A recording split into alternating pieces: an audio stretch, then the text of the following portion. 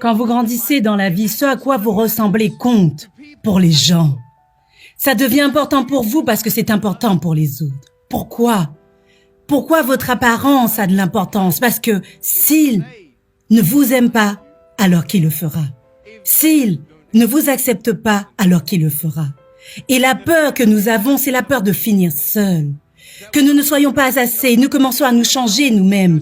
Tant de personnes m'ont rabaissé en me disant « Nick, tu as l'air trop bizarre, personne ne veut être ton ami, tu ne peux pas faire ceci, tu ne peux pas faire cela. » Et je ne pouvais rien changer de ma situation, ou juste me coiffer un jour et tout irait bien. Ce n'est pas comme ça que ça marche. Je ne pouvais pas changer ma situation.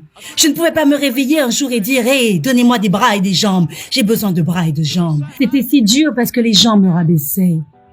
Et j'ai commencé à croire que je n'étais pas assez. J'ai commencé à croire que j'étais un raté. Et que je ne serais jamais quelqu'un que les gens aimeraient ou que les gens accepteraient. Et c'était tellement dur. Je ressassais en boucle que je ne pouvais pas faire de foot comme les autres, que je ne pouvais pas faire de vélo et de skate et toutes ces choses. J'ai commencé à déprimer. Je me suis demandé quel type de chemin de vie je devais vivre. Est-ce que j'étais juste là pour vivre puis mourir? N'y avait-il pas un but pour moi? N'y avait-il pas un but dans ma vie? J'avais des questions et aucune réponse. Et j'ai demandé à ma mère et mon père pourquoi est-ce que ça m'arrivait. J'ai demandé au médecin pourquoi est-ce que ça m'arrivait. Ils ne savaient pas. Il y a des choses dans la vie qui sont hors de votre contrôle, que vous ne pouvez pas changer et avec lesquelles vous devez vivre. Le choix qui s'offre à nous est soit d'abandonner, soit de continuer à avancer. J'aimerais que vous vous demandiez ce en quoi vous allez croire. Allez-vous croire en vous? Allez-vous croire au jugement des autres sur vous? Allez-vous croire les gens quand ils disent que vous êtes un raté? Des gens qui ne vous aiment pas, qui ne se soucient pas de vous. Je vais vous dire, la vie est intéressante, la vie est un voyage. Vous voyez ça? Ce téléphone ici? Disons que je veux arriver au téléphone, ok? Et je commence à partir d'ici. Maintenant, pour arriver au téléphone, ce n'est pas comme si j'allais commencer à méditer en fredonnant pour flotter dans les airs, n'est-ce pas? Ça ne marche pas comme ça. Je dois donc faire un pas à la fois, un pas à la fois, un pas à la fois. Vous ne pouvez faire qu'un pas à la fois. Je me fiche de la taille de votre pas, c'est seulement un pas à la fois. Vous ne pouvez pas faire deux pas en un, vous comprenez? Ça marche de cette manière, un pas à la fois. Et vous traversez des étapes dans cette direction, puis traversez des étapes dans l'autre direction. Donc vous vous perdez en chemin et parfois vous tombez. Mais honnêtement, en cours de route, vous pourriez tomber de cette manière. Vous voyez? Mais je vous le dis, il y a des moments dans la vie où vous tombez et vous avez l'impression de ne pas avoir la force de vous relever.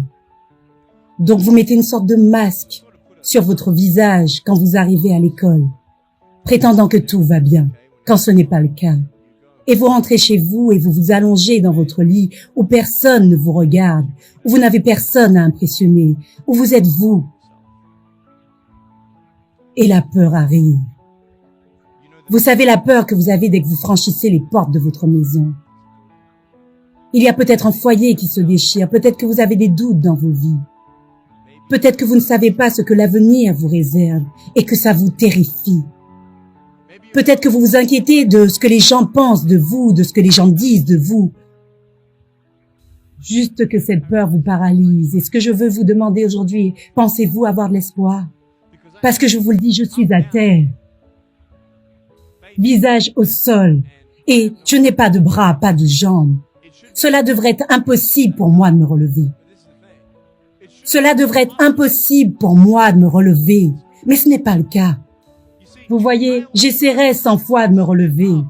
Et si j'échoue 100 fois, si j'échoue et que j'abandonne, est-ce que vous pensez que je me relèverai un jour? Non. Mais si j'échoue et que j'essaye encore, et encore, et encore, tant que j'essaie, j'aurai toujours une chance de me relever. Ça fait sens pour vous? Et ce n'est jamais la fin, tant que vous n'avez pas abandonné. Et juste le fait que vous soyez ici devrait vous convaincre que vous avez une nouvelle chance de vous relever. Il y a toujours de l'espoir. Je ne suis pas ici aujourd'hui pour vous dire que je comprends votre douleur. Je ne suis pas ici pour vous dire que je sais ce que c'est d'être maltraité. Je ne sais pas ce que ça fait d'être traité de gros et d'avoir un trouble alimentaire. Je ne sais pas ce que ça fait d'avoir un foyer brisé. Je ne sais pas ce que ça fait. Mais je sais ce que ça fait d'avoir le cœur brisé. Et je sais ce que ça fait d'être seul. Et je veux que vous sachiez que j'ai trouvé ma force en Jésus-Christ, que vous allez trouver votre force dans ce que vous trouverez qui vous anime. Mais je veux seulement que vous sachiez que ce n'est pas la fin. Ce que vous allez devenir a de l'importance. Alors allez vous sortir de là plus fort. Et vous trouverez cette force pour vous relever comme ceci.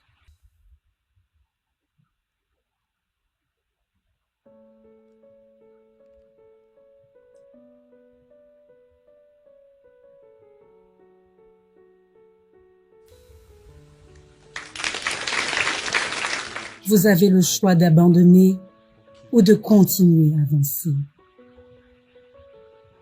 Abandonnez ou vous relevez.